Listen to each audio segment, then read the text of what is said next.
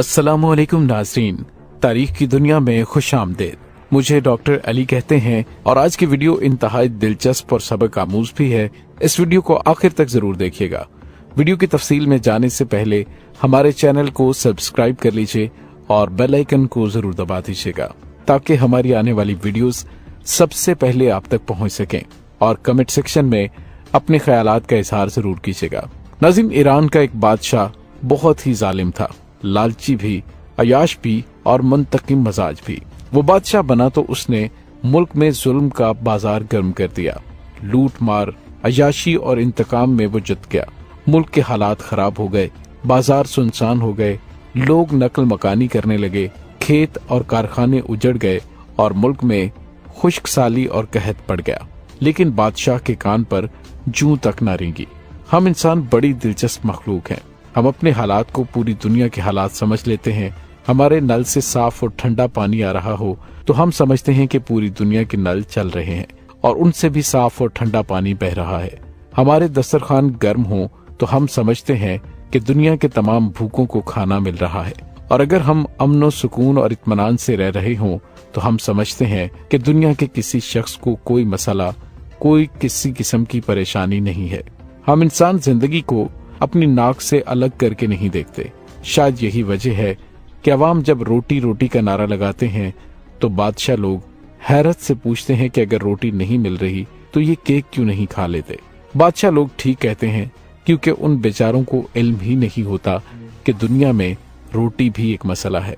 हम इंसान अगर अयाशी में गलतान हों तो हम कुदरत के इंतकाम, बुरे दिनों की चाप और अपने सर पर लटकती हुई मुसीबत की तलवार को महसूस नहीं कर पाते। हम ये समझ बैठते हैं कि ऐशो तर्ब का ये सिलसिला कयामत तक जारी रहेगा और हमारा इकबाल कभी सरनेगू नहीं होगा। लेकिन कुदरत किसी की रिश्तेदार नहीं होती। ये कायनात अल्लाह ताला के अपने उसूलों पर उस्तवार है और अल्लाह ताला किसी शख्स के लिए अपने उसूल नहीं तोड़ता। नाज़रीन, वो बादशाह भी ऐसा ही कोताह फहम था। वो समझता था कि उसका इक़्तिदार, उसका इकबाल और उसका इख्तियार कभी जवाल पजीर नहीं होगा। वो दुनिया में इसी तरह ऐश करता रहेगा। नाज़रीन, बादशाहों के मुख्तलिफ किस्म के शुगल होते हैं, उसमें एक शिकार भी शामिल होता है। आप अगर बाइख्तियार हों, बा इक़्तिदार हों और आपके पास दौलत भी हो तो आपका दिल बेख्तियार शिकार की जानिब माइल हो जाता है।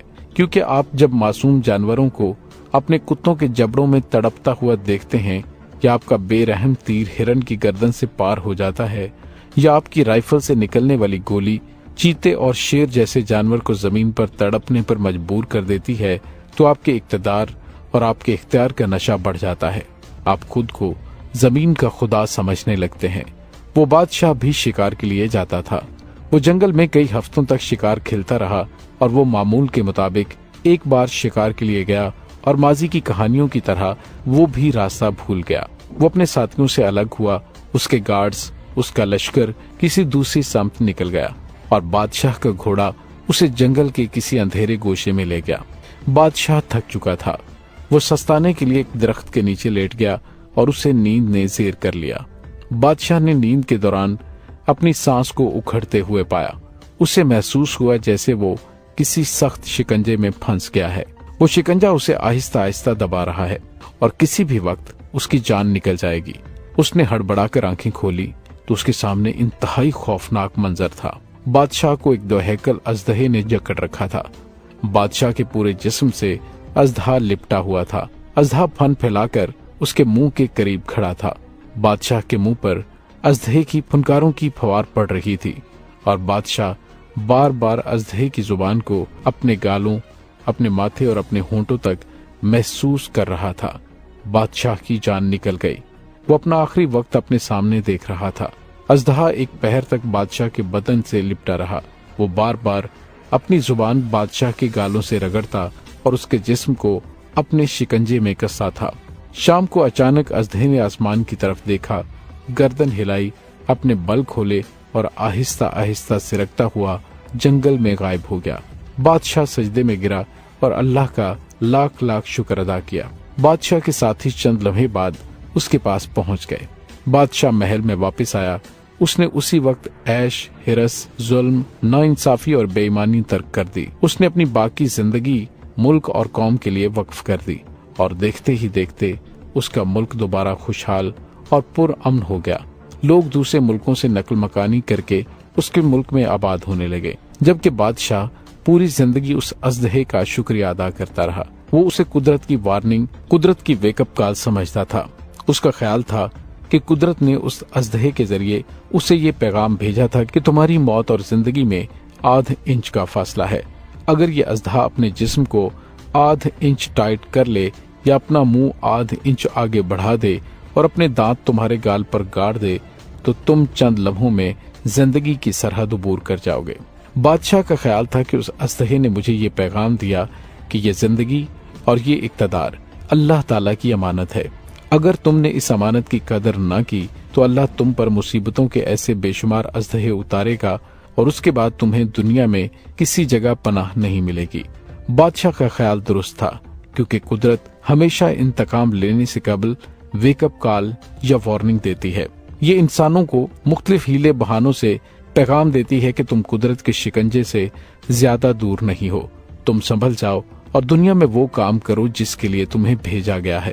اگر انسان اس وارننگ، اس ویک اپ کال پر جاگ جائے تو بسم اللہ، ورنہ دوسری صورت میں قدرت کا شکنجا اپنے باغیوں کو کس لیتا ہے اور پھر اس شخص کو 2 ارب کہکشاؤں کی اس کائنات میں چھپنے کے لیے 10 فٹ جگہ بھی نہیں ملتی۔